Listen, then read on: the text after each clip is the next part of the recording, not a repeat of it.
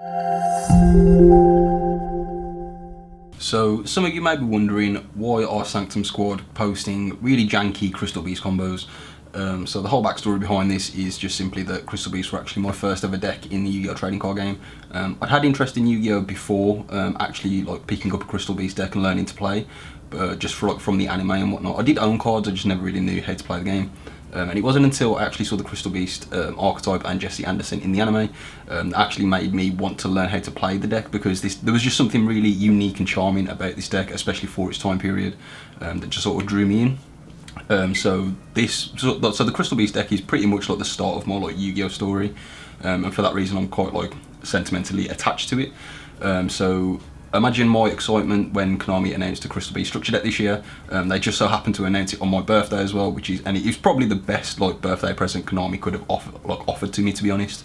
So yeah, I'm pretty happy about this. Pretty excited to see all of the new cards. Hopefully, fingers crossed, all that happens from this structure deck is it leaves Crystal Beast in a position that you can actually play with the deck with some reasonable expectation to win the duel that you're playing, because up until this point Crystal Beasts have never really had that. They've really had a lack of identity over the years, just simply because the cards just aren't, they don't do enough, just like they don't even have like a lot of synergy like among each other. A lot of the Crystal Beast monsters are terrible.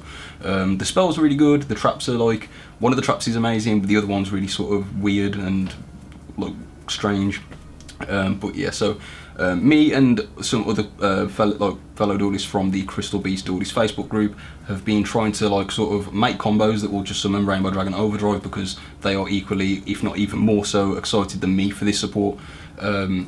But yeah, so basically what we've concluded, Rainbow Dragon Overdrive, absolutely amazing. If you win it, you probably win the game because of like how it interacts with one itself and then two with the opponent. But the problem is getting there. But one of the things that Rainbow Dragon Overdrive does, even though its summon condition is difficult, is it did add an incentive to sort of play the Rainbow Dragon monsters or want to summon them, because they never really had that before, because they are sort of like just terrible monsters. They were even terrible monsters like back when they were released. So now at least we have a reason to want to summon the Rainbow Dragon, and this we've sort of like come to, we've discovered a deck like hybrid with Crystal Beast that has like so many different 2-card combos that can actually summon Rainbow Dragon Overdrive on the very first turn. Unfortunately, these combos are very sort of like weird and niche, and part of the problem is that just by adding the brick cards that you need to summon the Overdrive, you could actually just replace those bricks with more optimal cards, and you could play a better deck, which is what this video is about. So we put together Crystal Beast with Ogdoadics. Now this isn't necessarily like a brand new idea, because there have been videos that we have seen on YouTube from the past where people are using Crystal Beast and Ogdoadics together, and they even like perform FTKs and stuff like that, which is quite cool. But one of the things that like you have to ask yourself before you sort of like make a Crystal Beast deck, in my opinion, is that you first have to ask yourself, why are the Crystal Beasts in here? And then if you can't answer that question with a sort of objective answer other than the fact that you like Crystal Beasts, then you shouldn't really be playing them like in an optimal deck. But this doesn't feel like that. This actually feels like a very comfortable fit for the Crystal Beasts, and I think it takes advantage of the best cards in the archetype, in my opinion. So I'm going to take you over to the deck profile. Please brace yourself, because what you're about to see does just look like an absolute trash like deck, and it probably is, but in my opinion this is the best way to play the Crystal Beast deck in a combo form. But yeah, so let's take it to it. So the first card I want to talk about is Crystal Beast Sapphire Pegasus, which is the only Crystal Beast monster you can objectively describe as a good card that we currently have in the TCG. Obviously Crystal Beast Rainbow Dragon or Zenith, which it's known from in the OCG. This is also like a really good card. It does have some issues attached to it, but it is the second, it's only the second good Crystal Beast monster, and for that reason he deserves a mention. He is also like sort of the part of the reason why Pegasus functions the way it does. So this card basically says is that you banish it from the spell and trap zone, which makes it also the only Crystal Beast monster that does anything in the back row for some reason. And then you special summon a Crystal Beast monster out of your deck, and then you have to add an ultimate crystal monster from your deck to your hand, so that's either going to be Rainbow Dragon or Rainbow Dark Dragon. In this version we're going to play Rainbow Dark Dragon, because we're not going to play 7 different named Crystal Beasts, because all of them except for Pegasus, Zenith and Ruby Carbuncle arguably are terrible. But yeah, so just adding on to the Crystal Beast package, we have Noble Knight Shield Bearer. This card basically banishes itself from your hand to be able to search for any winged beast monster, so it can search for Pegasus. Something that's important to note about all of these consistency cards that search Pegasus is that most of them have an option to search another card as well as or instead of Pegasus. So for instance, in Shield Bearer's case, we also have Dinotherium, which like isn't the best because it gives your opponent a free thing, but this is the only level 4 monster in the game that you can search off Shield Bearer that summons itself. So for that reason, I think it has a place in this deck. And then we've got Rainbow Bridge, which can search for any crystal spell or trap card. So we can search Crystal Bond, which searches Pegasus and then places anything in the back row, or we can search Crystal Promise, which just special summons a Crystal Beast monster from the back row. I think this Crystal Promise is absolutely fine to play in this deck because Pegasus is so consistent in this deck. Between all of the cards that I've just shown you and Foolish Burial Goods sending the Bridge of Salvation card. Obviously as well, these are OCG cards at the minute. Crystal Beast Rainbow Dragon is being released in Ghost from the Past 2, which has been confirmed, but Bridge of Salvation does not yet have a confirmed release date, but this card is actually like broken. I do want to say though that this is not good Crystal Beast support. This was Konami crowbarring Crystal Beast monsters into other people's existing decks. So what it does is you banish it from the graveyard, to add a Crystal Beast monster from your deck to your hand, and you also add a field spell from your deck to your hand, any field spell, so it's almost like terraforming. What's quite nice in this deck is that this card actually, like this deck has a lot of discard outlets, so you can comfortably play 3, and then just discard it to your hand from your hand as a cost, and then you can use it to then start your plays by searching Pegasus, and in this case Dragon Ravine. There are a lot of different field spell options that you have in this deck. You can have Isolde Zone, which we didn't even know existed until we saw an OCG combo video for Overdrive. And Isolde Zone is pretty cool, has like pretty cool synergy with Crystal Beast. There is also the Valiant field spells, because one of their field spells is actually Crystal Promise, which is insane. But yeah, there's a lot of options for field spells. Obviously they can search the actual Crystal Beast field spells in the forms of Rainbow Ruins and Advanced Dark as well. But those cards are pretty bad, so we're just going to ignore them. But yeah, so this is sort of like the Crystal Beast package, and then we're going to go on for the Snake package. So the best monster starters that aren't just Snake Rain in this deck are Nunu and Nuya. These both have a hand effect where they discard themselves to send an opposite attribute reptile monster from the deck to the grave. So Nunu is light, so he mills darks, and then Nuya is dark, so he mills lights. We've got Zoa. This basically makes it so that just Nunu is a 1-card rank 4, so you use Nunu's effect to send Zoha from your deck to the grave, and then you can use Zoha from the grave to send any card from your hand to the grave to add this card back, and then you can just simply normal summon it and make King of the Fairy Imps, and that's the start of your combo. We've got one Alif Alert, I'm not even sure what its name is, I don't know how to say that word. This is my least favourite of the Ogdoadic monsters. It basically says that you tribute a monster you control, special summon it from the grave. When you do that, your opponent can add a monster from their grave to the hand. No idea why they put that on this card. And then when it's summoned, you can actually place 2 banished monsters, including a reptile, back into your grave. This effect is pretty integral when you're trying to go for Overdrive combos, because what you can actually do is you can put Zenith back into your grave, which is then one of the 7 names to be able to summon the Overdrive in the first place. But in this deck, I think after turn 1, it becomes very lackluster. You basically can't use it some of the times because of the way that your opponent can add just a follow-up or even a hand trap back to the hand to then stump you. So yeah, this card definitely gets worse after turn 1. We got Ogdoadic Curse, which almost does the same thing, except for instead of letting your opponent add a card from the grave to the hand, they revive a monster.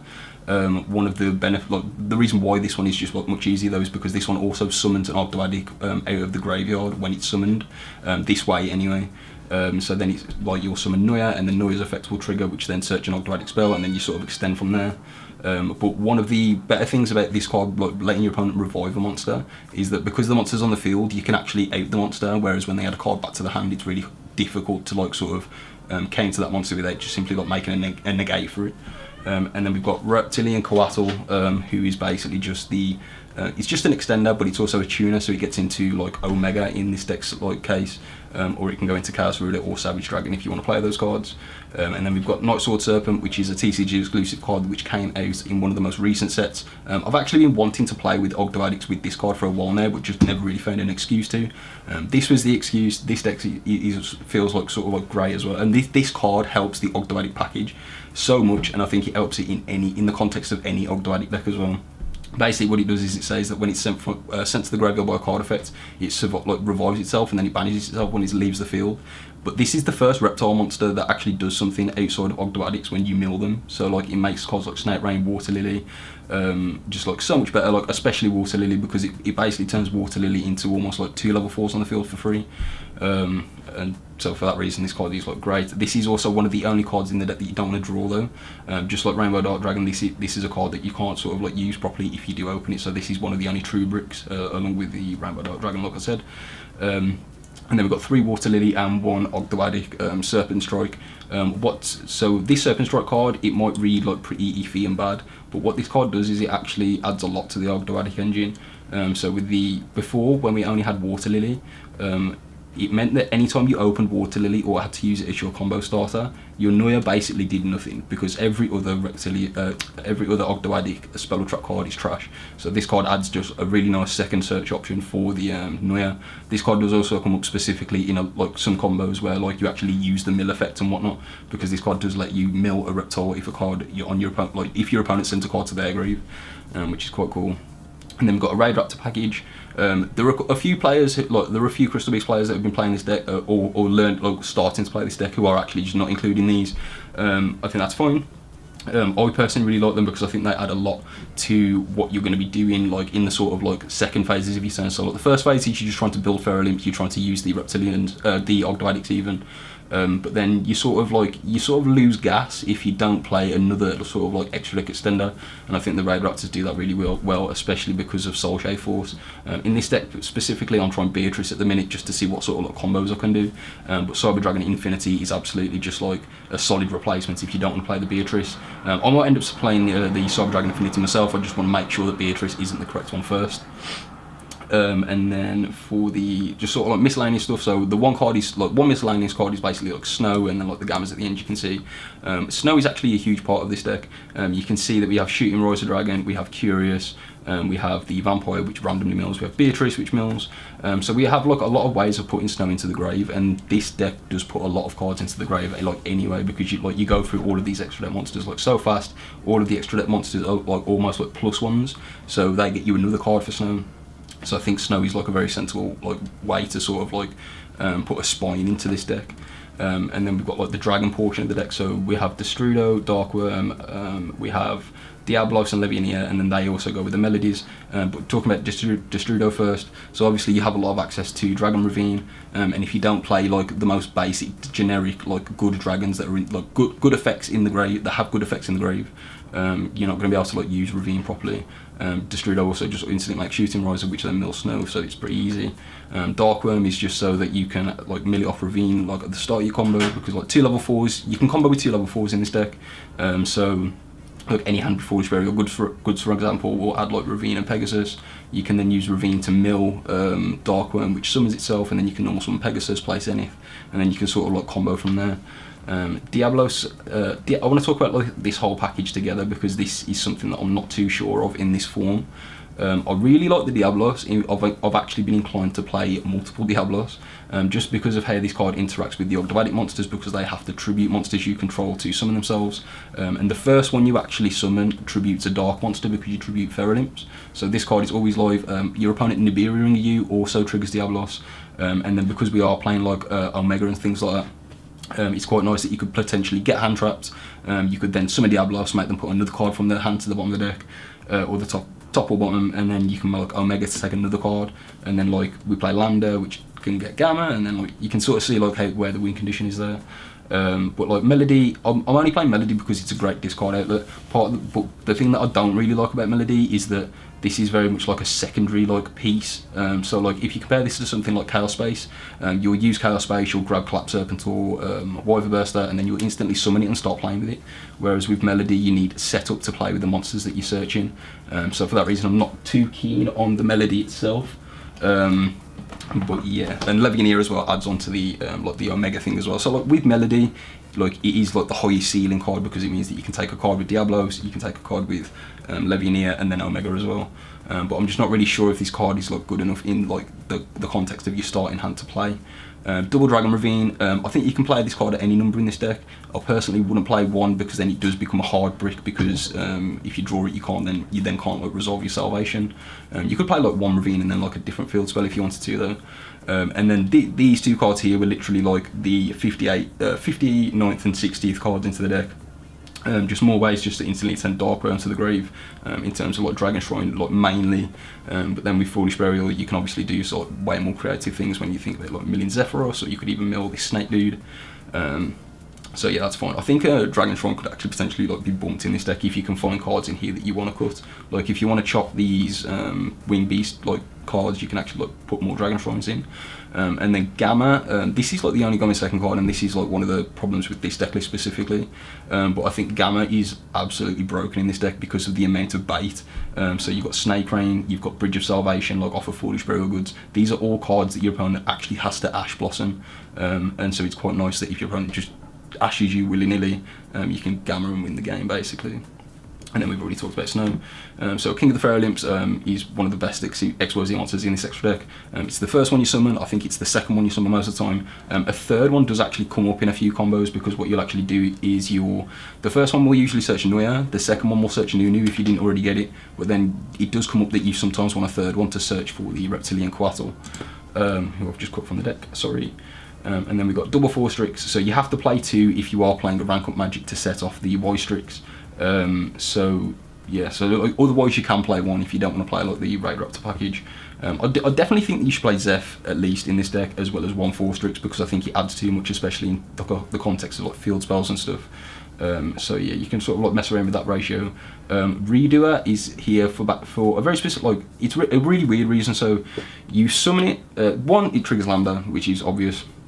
But something else this card does, and it's like really powerful, is that this card will like almost always have monsters attached to it. So when you banish this card on your opponent's turn, and this card is coming back for your standby phase, that puts a lot of pressure on your opponent, because it means that not only do they have to break through whatever board you already have, but they also have to set up for you like Zeusing them, because Redoer will come back, it'll attach a card from their deck to it, and then once Redoer battles, you can then put a 2 like Zeus on him, and he'll be 2 materials. I think that's like pretty powerful, especially like when you're looking at the sort of rank 4 XYZ pool. And like especially in formats where like Dweller is an amazing, like Dweller should probably be in this deck 100%, but I'm trying Redoer first because it's sort of like high ceiling. Something else about Redoer as well is that this card is actually really good if you want to play Shade Brigandine, which does naturally fit into this deck. It doesn't really conflict with Salvation because Salvation banishes itself. And then with like Nunu, for example, you can actually go like Nunu affecting Grave, Chain, Shade Brigandine, and then your Shade will summon, and then you'll get locked into Reptiles, and then you can make your King of Fairy Lymphs. So I think like he's fine. Beatrice, like I've said, this is just for the rank up magic. You could also just play Cyber Dragon Infinity. It probably will end up being Infinity just because we already have like nice ways to put Snow into the grave. The Vampire Zombie dude, this card's like insane. It's basically like exceeds Chaos Ruler, like it's so good. Ding and Zeus just to be able to like go second basically. These are also really nice on the follow-up turn, so on turn 3 once you've already like sort of like played. Appaloosa, so like the extra deck is like the thing that I'm like the least sure about on the ratios and stuff. Like you might not even necessarily need to play Appaloosa, because like a lot of the time you are wanting to make like leave Lander on the field, which automatically takes 2 materials off an Appaloosa away from you to be able to like play with. But I'm not so confident yet that I just want to cut the Appaloosa. So Curious is like insane. So like usually it's going to be the zombie dude, and then either a Fairy Lymphs or a 4 Strix, and then it'll be like a dragon sometimes. And then this card can either mill Bridge of Salvation, or it can just mill Snow. And then like Lambda, which obviously goes with the Omega, the Gammas, and the Redoer, and then the Y Strix just for the Raid Raptor combos. Omega, like I've already explained, and then Shooting Royce, like we've already explained. These things just at the bottom. So these Crystal Beast cards, these are basically the cards that you definitely need to add to your deck to be able to summon Overdrive. But like your entire extra deck basically needs to change to be able to support this card. I did make a 1-card combo to summon Overdrive. I think it summons Overdrive, Appaloosa, and then it has Snow in the grave as well. But it actually uses all 15 cards in the extra deck, so I'm just not going to advise you play it. I'll put the clip at the end of the video so you can see it because it's quite funny. Crystal Master. But then another cool thing about this card is it does trigger Diablos, because it's a dark monster that treats itself. And then these next bits are just like directions that I'm definitely going to like try. So I think Lambda being able to search Gamma is really cool, because Gamma's a going second card, so it sort of fits in. And I also think Gallant Granny and Nibiru also fit the same bill, because these are like, this deck needs more going second cards. So Nibiru makes like a lot of sense, especially in the deck that can make so many rank 4s. I think similarly you could play Dagda, Lancia and Tornado Dragons, so you could potentially play a deck that plays 3 Gamma, 3 Nibiru, 3 Lancia, and then they all have an extra deck monster that tutors them out, which could be a cool way to actually like make your first turn board as well, because like these cards are oppressive, like as oppressive like when your opponent's going second as when they're going first. And then we got the third Pharynx, which I've told you has already come up. Dagaris is quite interesting in this deck. I try to avoid this card though, because honestly I misplay with this card a lot. I always forget that it makes me skip something. But yeah, Infinity and then Chaos Ruler and Savage Dragon, which could very comfortably just fit into the extra deck here, but you just have to find room for them first. So these are cards that I might end up playing as well.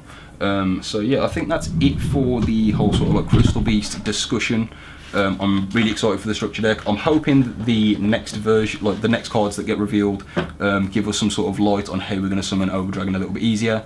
I personally don't want a Shadow Fusion card. I think it's just lazy card design. It ignores everything interesting about Crystal Beast, so I personally don't want that. But yeah, I'm not going to turn my nose up at it if it does get printed, because it will be the best Crystal Beast card, I assume. So yeah, I think that's it. Expect a video anytime now we get a new Crystal Beast card revealed, and like a little bit of a discussion about it. And if you are a huge Crystal Beast fan just like me, please tell me which your favourite Crystal Beast is in the description. Mine personally is Emerald Tortoise. Just looking at this guy just gives me like the good chemicals. He makes me feel happy. So yeah, I think that's it. Like, comment, subscribe. Thank you for watching.